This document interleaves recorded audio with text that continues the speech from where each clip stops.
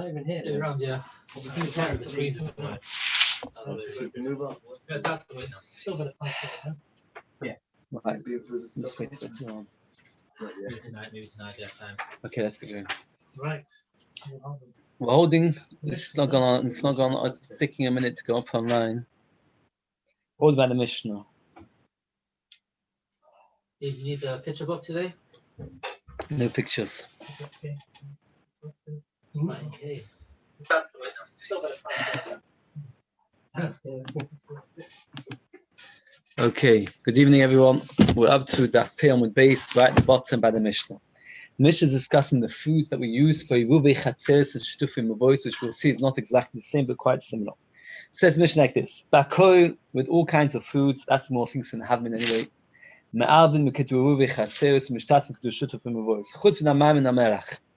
Except for water and salt, divrei Abeleza. Does anybody remember why water and salt is not good? Not sustenance. Not Very good. It's not zon. Very good. That's exactly what we use. It's not zon. It's not, doesn't sustain.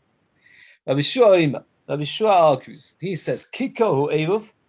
If it's a whole loaf of bread, you could use it as an eruv. Afilu ma'af a saw. But if it's the size of a saw, which is 144 eggs, which are a huge challah, v'uprusa, but it's a bit cut off, ein me'alvin bo. You're not allowed to do an eruv. That means if you've got a huge challah, you said they say to chasna, huge challah, and it's got one slice cut off, you can't use an eruv. Well, I'll jump the gun a bit and say the reason why. He was concerned that some people give a whole loaf and some people give half a loaf, and what will happen is people get into fights. And the whole purpose of Eruv was for achdus, unity. It's interesting. So he said to me today, that's funny because Chazal always wanted Eruv to be a unifying factor. It doesn't have anything that creates more machlokas in Eiruvin. But the Ma'aseh Chazal wanted it to be a unifying factor. And therefore, they did not want some people to use a whole loaf and some people half a loaf. So therefore, they forbade it. Hey Marvin, but so if you've got a big loaf of bread missing a slice, can't do it. Kika be'issa. If you've got a tiny loaf of bread, vu shalim, but it's a whole Marvin, but you can't do an eruv. Now, I actually had a question. What do you mean a tiny loaf of bread? You could do an eruv with it. If you remember yesterday, we said a fig. So Rashi says a fig or two loaves of two meals worth of bread. So Rashi gives a simple answer that you're giving 10, 15 of these tiny loaves of bread, but the main thing is it's whole. So then, therefore, altogether it comes into a fig. So a crumb doesn't count, but a small loaf. That's right. Others shouldn't argue, but Rashi's answer actually takes even to accept Rashi for that answer, by the way. So Rashi's like, as long as it's enough, that it comes to a fig. So again, shittas to the camera is any food. The more later is going to say not any food, but any bread. Rabbi Shiur argues, and he says what? Any loaf, any whole loaf. It doesn't matter the size. It's got to do with it has to be a whole. Says more Piala from Dalef top line. That the Mishnah tells us you can use any food. We've learned it once before. We actually had it before. And that's where we learned that halacha you can't use water and salt because it's not zon.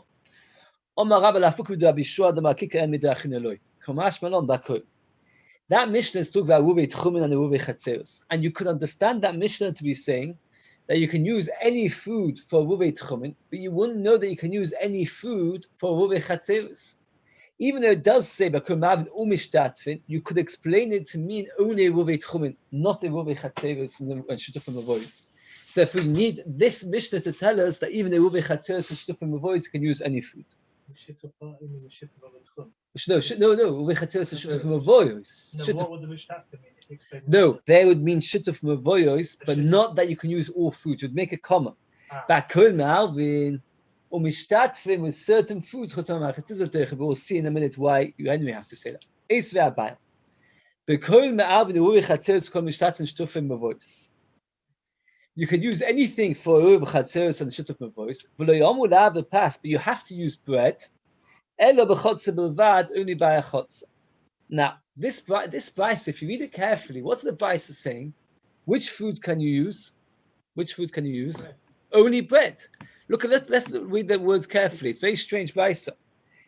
Bakol me'alvin, with everything you can do in Eiruvin Chatzeres kol mishtat shel voice. V'lo yomu la'av the past, but you can only use bread. Elo b'chotze bilvad, which is mashma, not everything. So, man shema stayed on my pass and who's the one who said only bread, Rabbi Shiur, and it says nevertheless all. Says Rashi, obviously the word bakul doesn't necessarily mean all foods. It can mean all kinds of bread, which is how we're forced to explain that It brisa. has to be whole. That's what Yeshua comes along and adds it has to be whole. But bakul does not necessarily mean all foods. It can mean all breads. And if one Amisha says bakul me'alvin, it doesn't mean all foods. It only means all bread. And therefore you can't say the Mishnah is coming to argue that Yeshua, because the word bakul can mean all breads. Says the Gemara, Ela ma'ava barachanu la'afukim da Yeshua do ma'ashtema in pusaloi. Kamash balon bakul u'prusa. Kamash balon bakul. That means the chiddush of our Mishnah is you do not need to have a whole loaf of bread, you can use half a loaf of bread. That is the chiddush of our Mishnah. Again, let's get it clear. Let's get this Gemara clear. Our Mishnah says you're allowed to use anything. The Gemara Maskana is explaining what is everything. Everything means all kinds of bread, but it has to be bread. Not legabe shutuf mavois, but only legabe ruve chatzeros. Does anybody remember why legabe shutuf mavois do you not need to use bread, and legabe ruve chatzeros you have to use bread? Because it makes it more. Because that's your home. What do you have in a chutzah? You live in the chutzah, so you have to have more. What you Even more. You see, you're saying 80-90%. In a chutzah, you have houses around. You want to carry from the house to the chutzah. So you say that the chutzah is our joint home. So therefore, a home is something which is important for us. So therefore, it has to be bread. Shetufim avoyos is to be able to carry from one chutzah to another. So therefore, you don't need to have bread. Okay. Says the Gemara, Upusa my time alone. Why can't you use a slice of bread? Omar Yisi ben Sholem Omar Rebbe Mishum Eva will cause machloikas. If everyone uses a slice of bread, will that cause machloikas? It won't cause machloikas. What will happen is, if everybody 1 week uses slices, that won't cause any machloikas. But the next week, one person will use a loaf of bread and the rest will use slices. After a few weeks, half and half. Before you know it, there'll be machloikas again. So therefore, we don't want anybody to have used slices. You can only use a whole loaf of bread. Okay. So it comes out like this. Legabe shitufe mavois, what can you use? Any food. You can use apples. Legabe ruve chatzeros, you have to use bread. And we have a machloikas legabe ruve chatzeros, which kind of bread? Does it have to be a whole? And there are some Rishonim that say that you have to use a whole loaf of bread. It's machloikas in the poskim.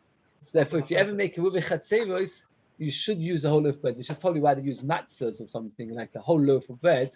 It has to be a whole. Why to stop machloikas? Because stop machloikas. We just said if it's not whole, some people will provide. No, Erev Tashrin doesn't need to be whole. So it defeats the purpose. It is a machloikas. Why was machloikas? One said to use a slice.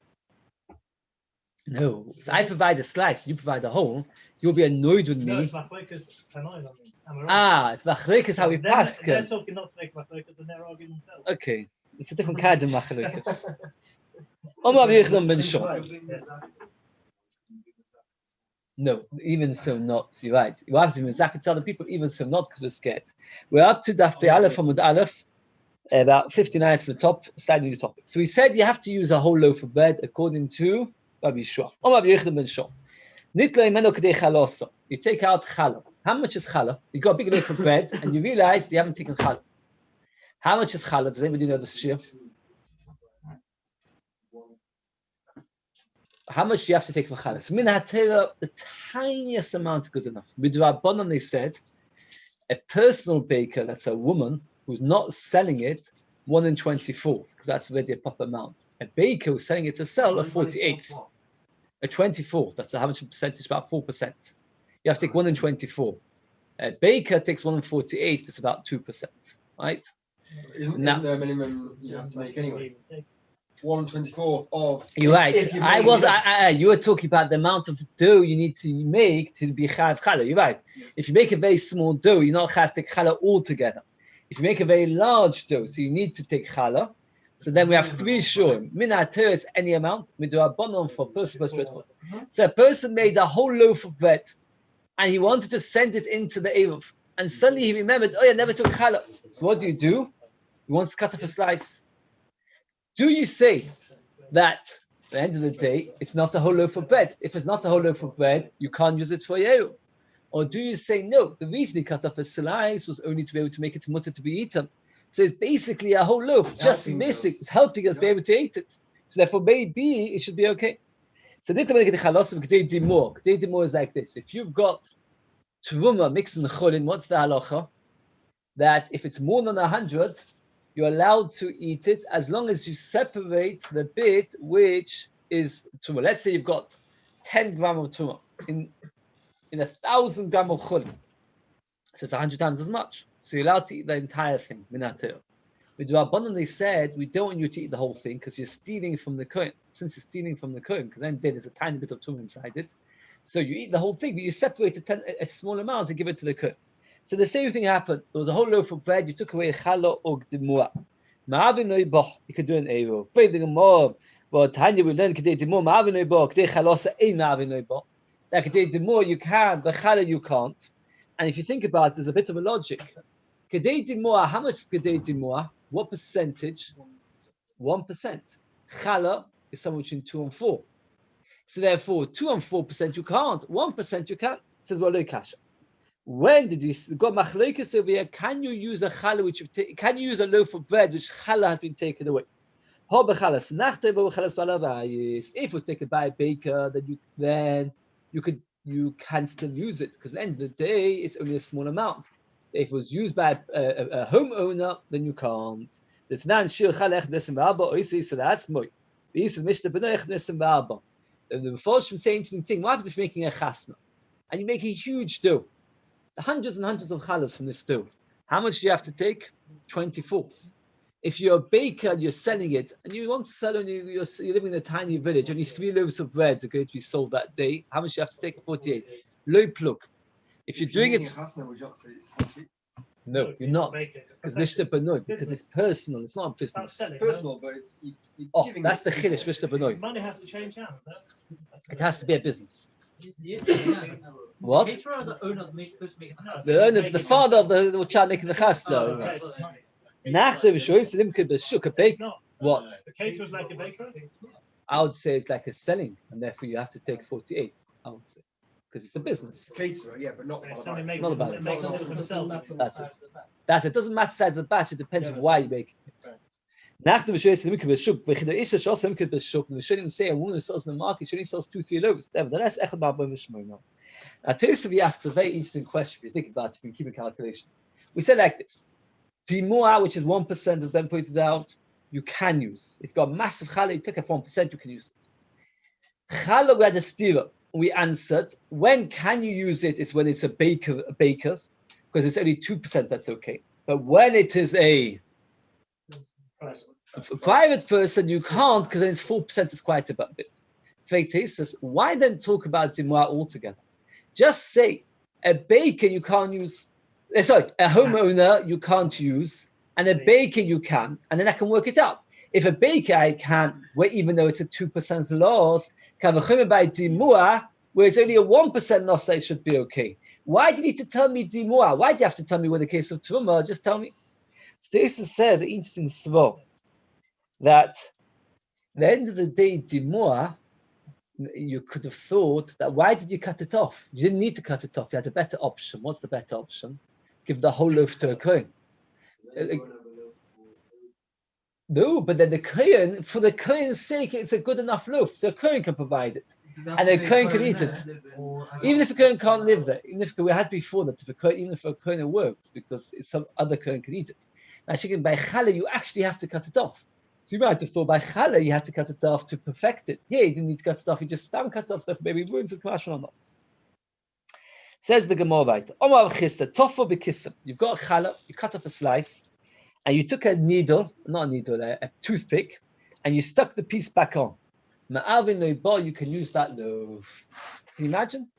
You cut a piece of challah, and it's not a hole. So what do? You take a toothpick and you stick it back on. Now I'll tell you, there's a fascinating Maritz Chius. Oh, right, very good. Says Maritz Chius. The Beis Yaakov, the late post, listen to what he says. An esrog that the piton fell off. What should you do? Put a pin in it.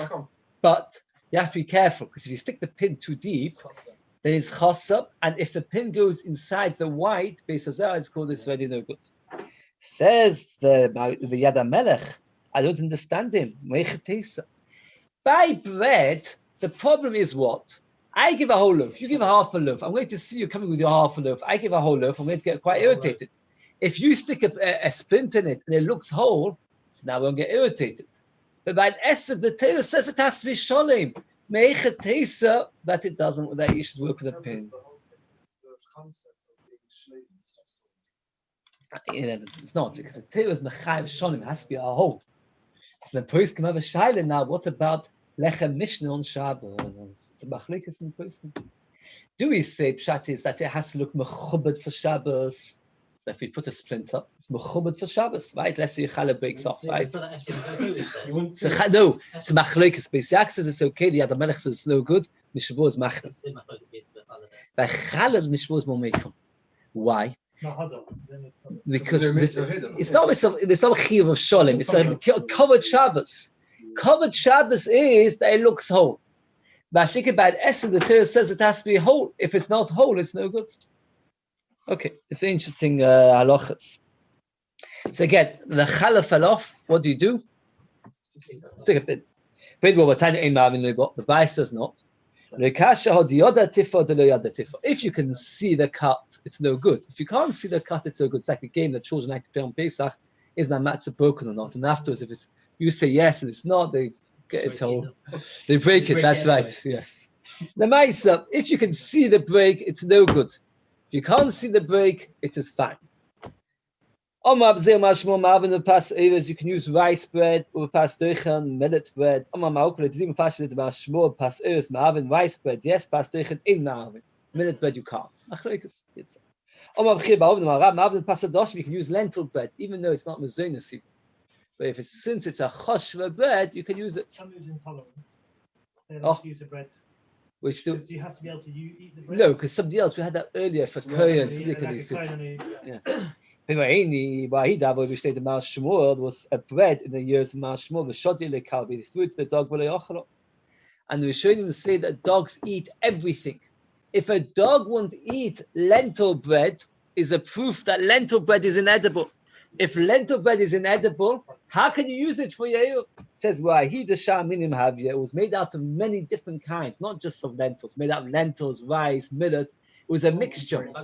And that the dog doesn't want. What? The Rishonim say it's interesting. Chaim asked that maybe the dog was full. There's a medrash that the dog never gets full. Yes. Behemo, we say it in Tzuktzim every day. Behemo is gematria 52, which is gematria of Kelev. Dog always eats. Faith says, well, Dichsiv. We've got a pasuk, an interesting pasuk that comes in Yecheskel. What happened was that Shloch who told Yecheskel that if Kaisel continued to do our bears, what's going to happen? The Churban.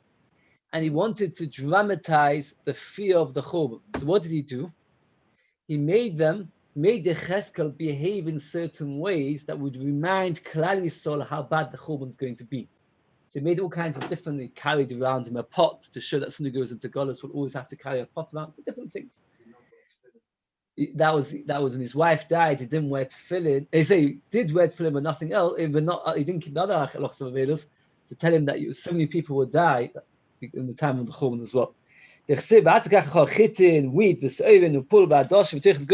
Take wheat, barley, lentils, rice, millet, and spelt and make a bread. And that was this kind of bread which is not geschmack. So we see that one which is made out of many different kinds, not a Papa Oma. The reason why the dog never ate that bread was not because it was made out of many kinds, but rather it was made out of just lentils. Oh, we said that lentils is edible. Why did the dog not eat it?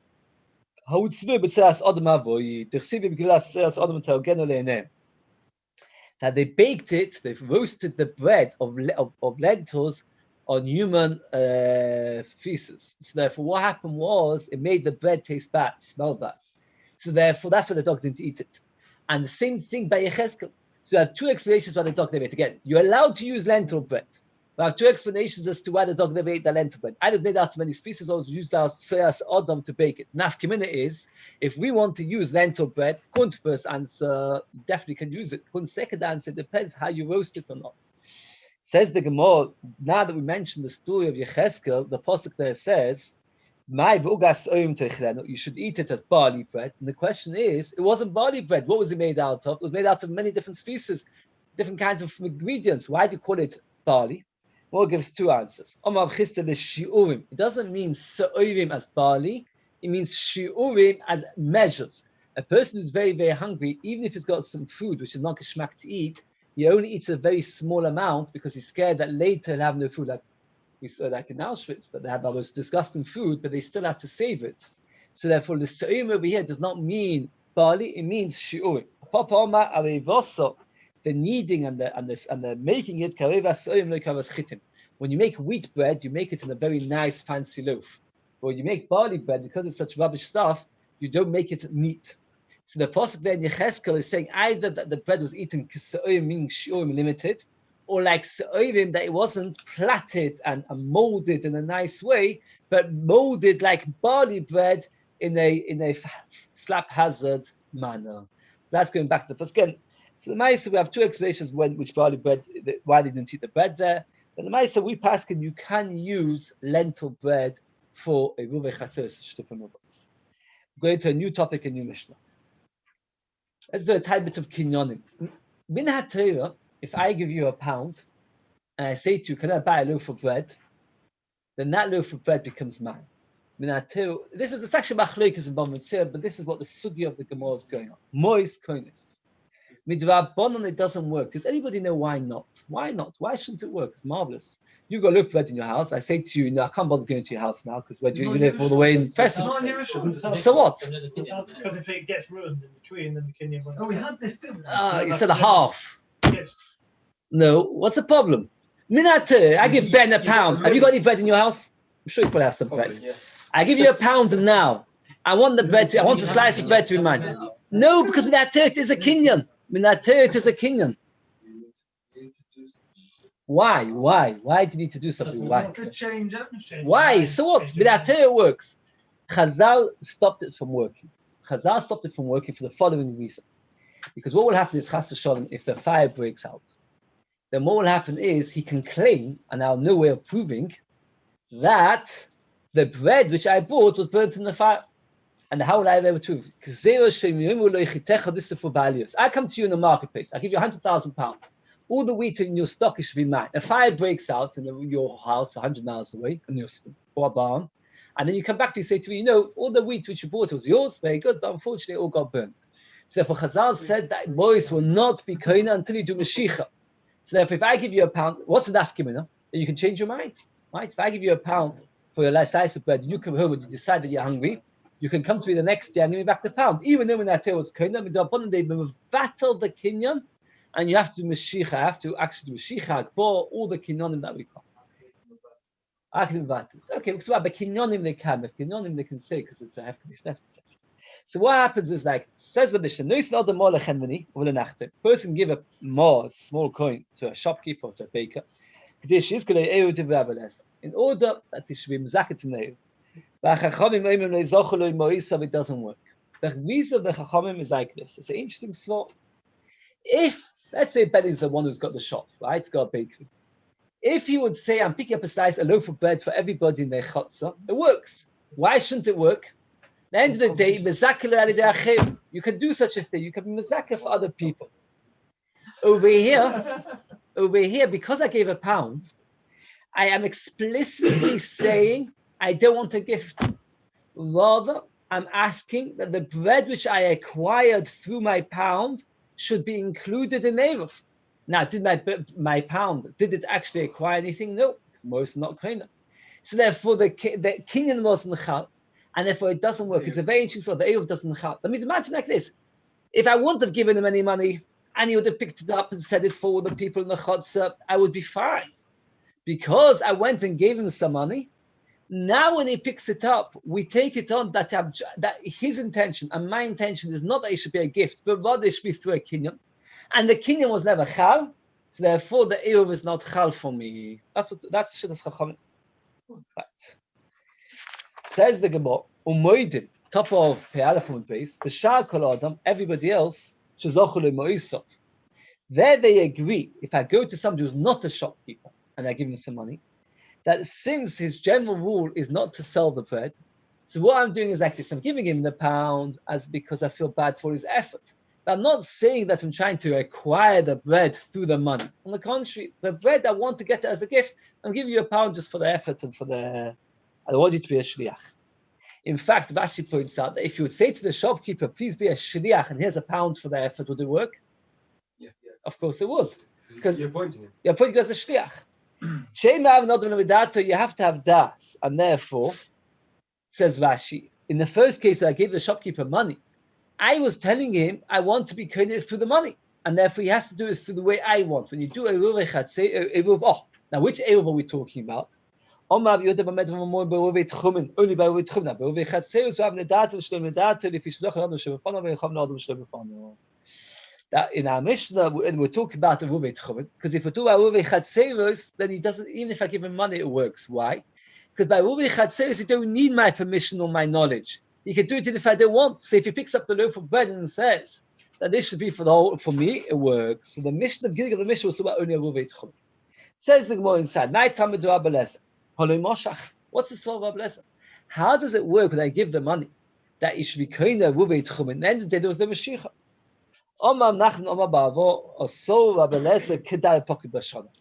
We'll come to the answer of the Gemara right at the end. First, the Gemara introduces to us a few ideas, and then we'll come up to a new point. In the olden days, and then we'll see eventually how the Gemara answers. Let's get the Gemara's question clear. If I give you money, and I say to you, be kind for me, Eiruvin Tchumen. Now, you don't have the bread on you. You go home, you pick up the bread, and you do Eiruvin Tchumen for me. It's a machlekes if it works. Chachamim say it doesn't work. Why?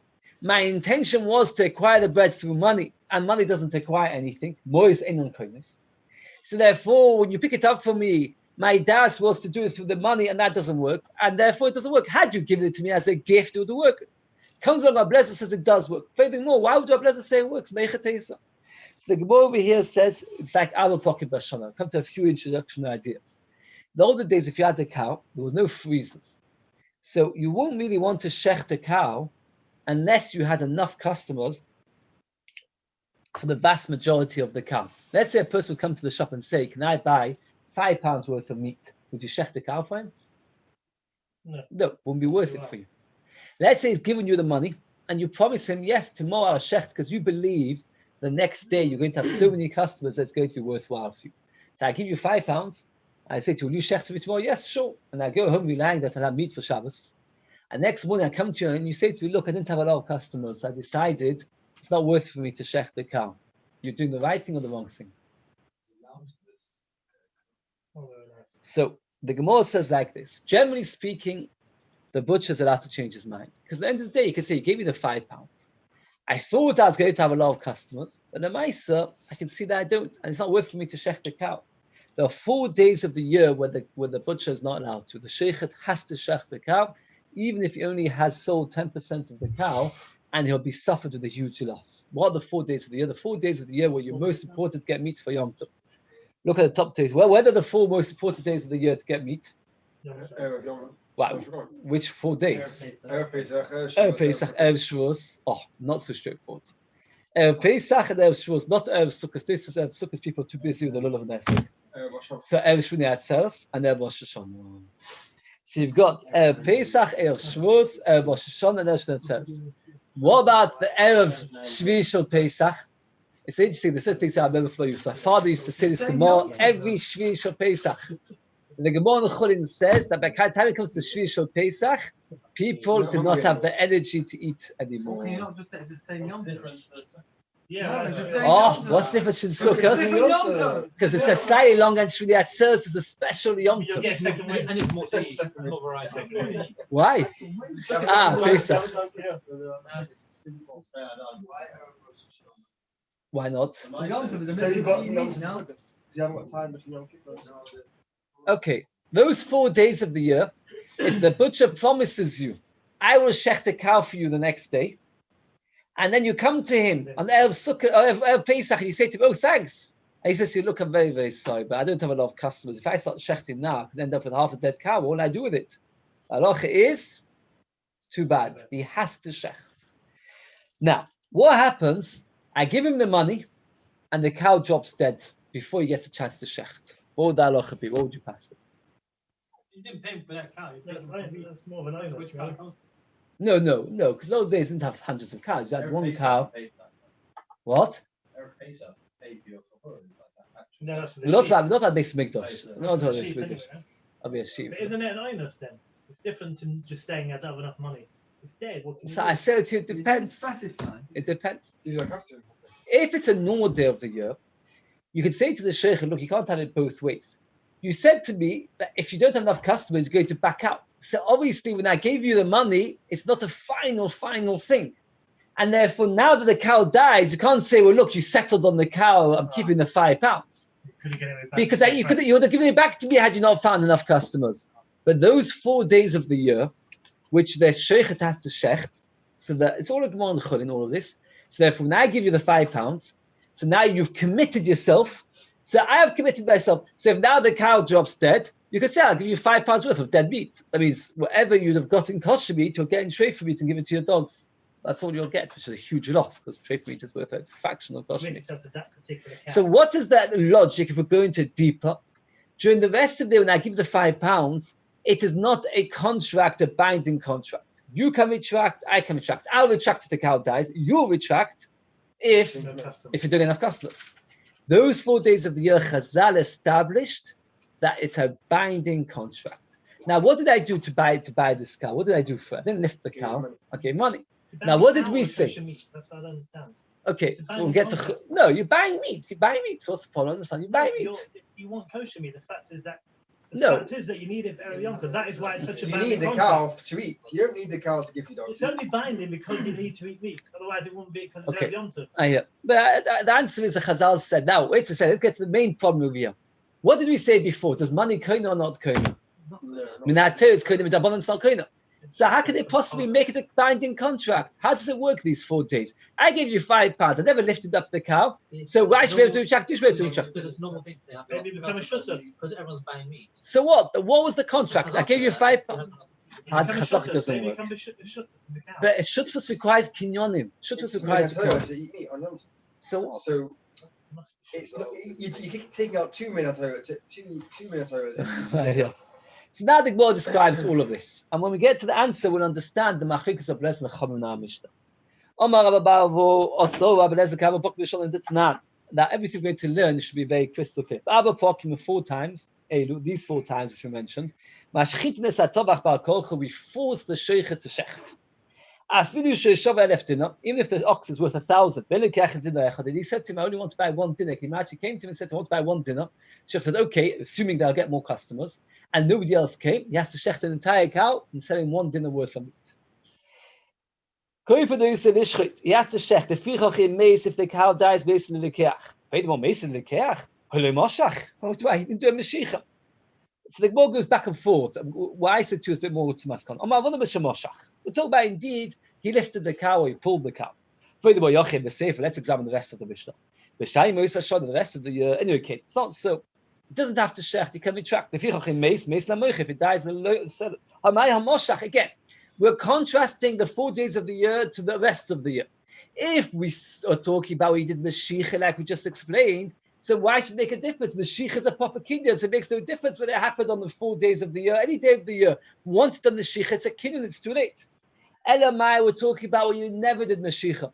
Oh, if you never did Mashiach, it comes back to the question, so those 4 days of the year, why is it a real contract? Where he did as kinyan through somebody else. Those 4 days of the year, this is not the answer which I wanted to get to, but this is another answer. We're talking about like this. I gave £5 to the sheikhet. The sheikhet that went up to someone else and said to him, the steamer came and gave £5. Pick up the cow, do a sheikhet to the cow in order that the meat in the cow should belong to him. Now, during the rest of the year, I'm not 100% sure I really want meat because I might change my mind, the cow might die. I'm not so keen on it. But as we've all pointed out, those 4 days of the year, it's a special city meat. So therefore, when you pick up the cow for me, I'm happy to do it. Even though it actually came out to be a loss because at the end of the day, the cow died and now I've just got a financial loss. Nevertheless, because when you picked up the cow, you did the sheikha to the cow, you did it for my sake, and it was a schutz for me then, therefore it worked. My she'en came, the rest of the year, it's not a schutz. But that's not the answer we wanted to come to. They retracted and they left it to the original halacha, which is the Torah's halacha. What's the Torah's halacha? That money acquires. They'll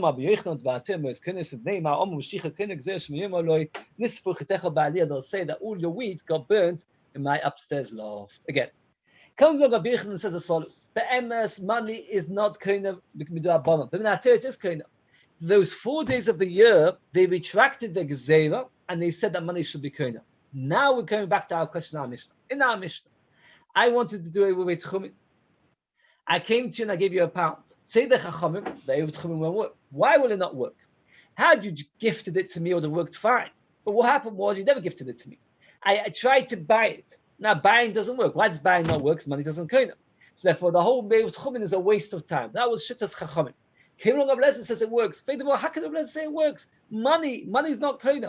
Answers the Gemara. We've got a question on the Gemara elsewhere, and the only answer we came up with, the second answer we came up with was that sometimes the Chachamim cancelled their own words for the better good. As Ben tried to say, different words, and therefore over here they cancelled for the better good. What's the better good? They wanted Eiruvin Tchumin to be chal. Since they wanted Eiruvin Tchumin to be chal, so therefore they cancelled it for the sake of Shabbos, and therefore over here the money will acquire the bread for Eiruvin Tchumin sake. Says the Gemara weiter. Everybody else, my shakal adam, balabais. The chidam hashmo balabais. Doma hashmo leishon lenachtem. Balabais kainer, because why? What's the logic? As we said previously, a private person doesn't usually buy and sell bread. Usually, if you go to your neighbor and say, "Can I have some bread?" They don't expect you to pay for it, etc. Even the bread is a gesture of goodwill. You give some money out, a gesture of goodwill, but it's not. Your intention is not that the whole kiddush should work through the purchasing and buying. Actually, in the shopkeeper, it's only through the money, and therefore it doesn't work. If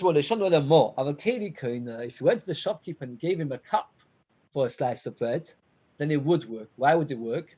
Because with a keli works, because even though we say minater boys kindness with Rabbanan don't, that everybody agrees that a keli does work. That's why, for example, go to a chuppah, before the chasna, they're always passing around handkerchiefs. Why? In order to do a kinyan through the keli. A keli works. Acquire it from me. If he said to him, Arevli, take an eruv from me, then it works. Why? Because when he said Zecheli, acquire it from me with my money, so then it doesn't work because money doesn't acquire anything. But when I say Arevli, make an eruv from me, I'm asking you to be a shliach to make the eruv, then it does work. Okay. Isn't a woman able to knock it through money? No. Money? No, you can't be kind of anything with money. Money does not work.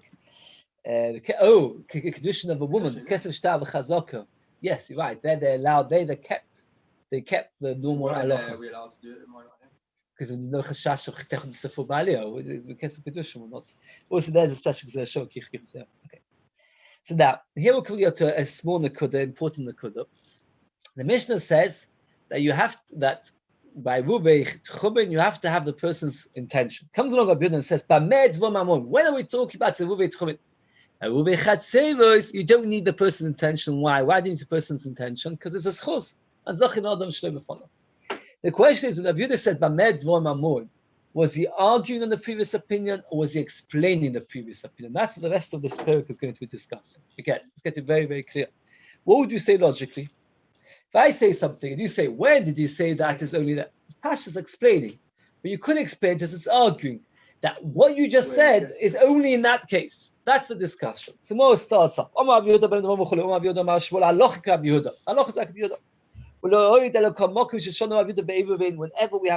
of Rabbi Yehuda in the whole Masechus, even halacha kamosa. Halacha is always like it. Omar Lev Chano Bagdato came from Baghdad. Rabbi Yehuda, Omar Shmuel Afil B'Movi Shittu Korisa V'Lechiav. We're going to have a Mishnah 2 Mishnahs later, where they're going to discuss about a Movi which lost the beam in the middle of Shabbos, what to do, and then we don't pass like Rabbi Yehuda. So how can you say we always pass like Rabbi Yehuda? So he said, I meant regarding whether an Eruv is chal or not chal. There it's referring to whether the walls are good walls or not good walls. That we don't pass like Rabbi Yehuda. That means one is a shaila if it's a wall, that's no good. If it's a shaila, if the Eruv works, that does. Okay. Does that mean that they argue Whenever everybody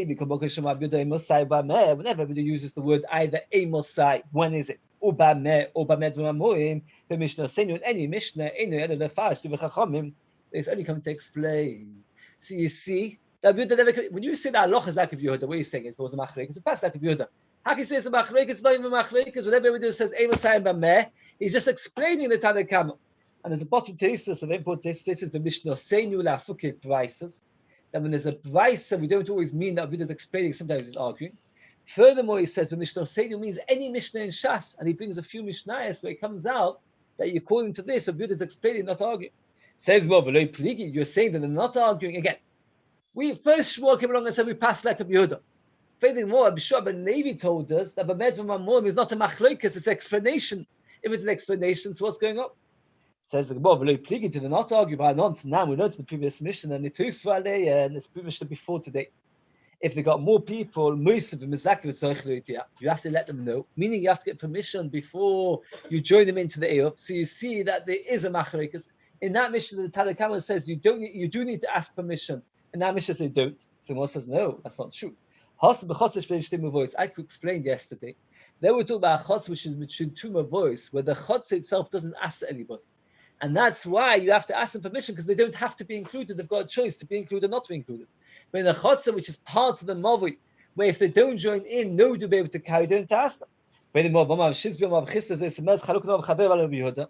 Shizbi there told us that they always argue in Rav Yehuda, both in the chotza, which is between two mavois, and in the chotza, which is in one mavoi. In either case, they argue, which comes out that there is a machlokes. So what we've had so far, to summarize, we've had a Shmuel Pasuk like Yehuda, which proves that there is a machlokes. We've had a Shizbi who told us that it is a machlokes in all cases, and we had Rabbi Shua ben Levi that tells us that it's not a machlokes because he says Bamed V'Mamorim means is explaining. Says Mo'elo top of Beis Modalef Gava Komis. You're asking one person to another. So Rabbi Shua ben Levi was an Amoira and Shmuel was an Amoira. Ma'asava pligi, ma'asava lo pligi. One holds they argue, one holds no argue. So we've got machlokes, and you use the words Bamed V'Mamorim. Is it a machlokes or is it the explanation? What was very special about Yeshua ben Levi? I asked my children this last week, they didn't know the answer. If I only had the girls, then not always. What was special about him? No, there was no rainbow in his entire lifetime for you guess from Noach. There was no rainbow in his entire lifetime. Okay. Gufo. Oh, Rabbi Shua ben Levi. Kamoka v'shom Rabbi Yehuda Imosai b'meh mishlosenu lefash v'chom is only coming to explain Rabbi Yechon ma Imosai lefash b'meh lachrik. When he says the word Imosai is coming to explain b'meh lachrik. So we've got three opinions if you want to work it out. One man, Damar Shmuel, says Rabbi Yehuda is always coming to argue when he says Imosai b'meh. Rabbi Shua ben Levi says that it depends. Rabbi Shua ben Levi says it's always coming to explain and not b'meh. And Rabbi Yechon differentiates. When he uses the word Amosai, it's coming to explain. Comes to Bameh, comes to argue. So we've got three different shittas. Oh, Amosai lefashu is coming to explain. But now, the halacha is you're not allowed to use a rosha as an aid. You're not allowed to use a rosha as an aid. Now, some do gambles. Can you use them as an aid? So we have two opinions.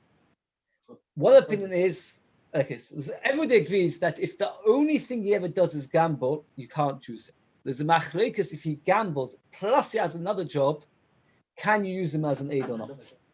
Now, what's the yesod of machlokes? Who wants to suggest the yesod of machlokes? Is he a complete washer or is he just sometimes a washer? No, because if he's sometimes a washer, you also can't use him as an aid. Somebody only steals every second day. What? So what's the machlokes? What's the machlokes? He's going to cheat people. Therefore, he's a cheat. No. It's more yesodistic, more fundamental machlokes. Like this.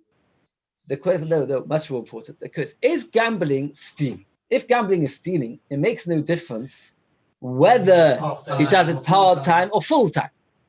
Why should it be stealing gambling? Because what is gambling? Gambling, you rely on the fact that you're going to win. You don't believe you're going to lose. So when you force the person, when the person he takes your money, you don't actually want to give it. He convinces you that you have to give it, and you don't have to give it. What? According to that, well, you go there, you're going to win. You think you're going to win? You're saying modern gambling, the house always wins. So you never join gonna... a property syndicate. It's also same thing. Okay, when we get to Sanhedrin, we'll discuss all of it. But it's not such a big shaila. Again, In modern what- life, gambling is the house always wins. That's the thing you go in for. why are you doing it? If you knew that you're going to lose, you won't go. Because it's fun to do. If you knew you're going to lose, There's There's a chance you might win. There is a chance. You know there's a chance. What are the It will be. chances? Like a 5% chance. Exactly. Right, Again, again, it depends on the sport. Then it's still not gambling. Once was gambling. As I'm saying, it's in modern gambling you can do, in theory. I hear, Possibly. maybe. Again, If you're on casino, possibly, maybe. I'll ask the child. that's a shame. That's local stuff. Again, if the problem with gambling is that it's stealing, it makes no difference if you sometimes a part-time job or full-time job. If gambling is not stealing, then what's the problem with gambling? Is the losh of the Gemara is Eino Oisik b'Yeshuva shel Olam. He's not working in a normal job, and therefore he is someone that's not reliable, does not know the way of business, and therefore cannot be relied on as an aid. So if he does it part-time, so he's got a job, he knows how the world works. At the same time, he does gambling. But if he's full-time gambler, he's not Oisik b'Yeshuva shel Olam. Now we're going to see. Let's do inside. We're going to see how this comes into the woods by Imosai Mamet. But not. They learn absolutely. These are people apostle to give edus. Hanesach v'kuvia play with dice. Or malva b'vibis. Malva b'vibis has nothing to do with gambling. It's to do with the fact that it's a form of geneva. Mafricha yonim. There's two ways to do mafricha yonim. One is you race your doves, pigeons, which gets there faster, gets the money. Alternatively, they would train the pigeons to steal other people's pigeons. They would train the pigeon to go to somebody else's nest and take it. V'soich v'shviz, those who work on shviz. Omar Yehuda, Amosai. Now, what's Amosai? Machlokas, not machlokas. No, it's explaining that. It must be. It's a machlokas if it's a machlokas. That's wishes. Super. Amosai is a machlokas if it's a machlokas. We'll see. Omar Yehuda, Amosai is man shinem on the salohi, where it's his only business. Avdeshlo on the shalohi, if he's got another business besides, how is it kosher? V'todi Allah, we have a brisa besides the brisa. V'chom oimim bein she'enu on the salohi, bein she'enu on the shalohi as a apostle. So the brisa says shittas chachamim is that he's always possible. But Yehuda says no, he's only possible if it's his only business. So therefore, you see clearly that what is it a machlokas, not a machlokas? That it is a machlokas because in the brisa the chachamim say whatever happens is no good. And here Rabbi Yehuda says that it depends whether it's his only business or not his only business. So you see, it is a machlokas. And which word did Rabbi Yehuda use to start off his sentence? Amosai. So you see the word Amosai is a machlokas. It's a kash on the man d'Omar. And Makash is Rabbi Shua ben Levi, the great Rabbi Shua ben Levi who never saw a rainbow. How can you see the word Amosai is not a machlokas? Rabbi Yehuda uses the word Amosai, and he explains. And then afterward, we have to see that the Chachamim do indeed argue. It's a pella. Answers the Gemara like this. It's a tricky answer. That the Tana and Rabbi Yehuda were not arguing. And this, the Chachamim, that later that they said that it's always possible, is a different shit altogether. You have three people speaking. The Chachamim say somebody who gambles is no good. Comes along, Rabbi Yehuda says when it's his only job, if he's got a side job, it's okay. Now you've got another Chachamim who's not the first shitter like you thought in the beginning, that it's the first opinion that it's always forbidden as an aid, and Rabbi Yehuda is arguing. But rather it's a third opinion, somebody else altogether, not a third opinion, because the first are not really arguing. It's a separate man d'Omar who indeed holds that it's always a problem. Do you understand how the Gemara is answering it? So two sets of chachamim. That's right, two sets of Not the Chachamim. same chachamim. Again, the Chachamim said that somebody who does gambling is no good for Eidos. Came along Rabbi Yehuda and said, Amosai depends if he's got another job. And then we find another Chachamim that say that always is possible. So we understood in the Havim that Chachamim is the same as the first Chachamim, and Rabbi Yehuda says Amosai is coming to argue. So therefore, it comes out that Amosai is a machlokas. Says the Gemara, no.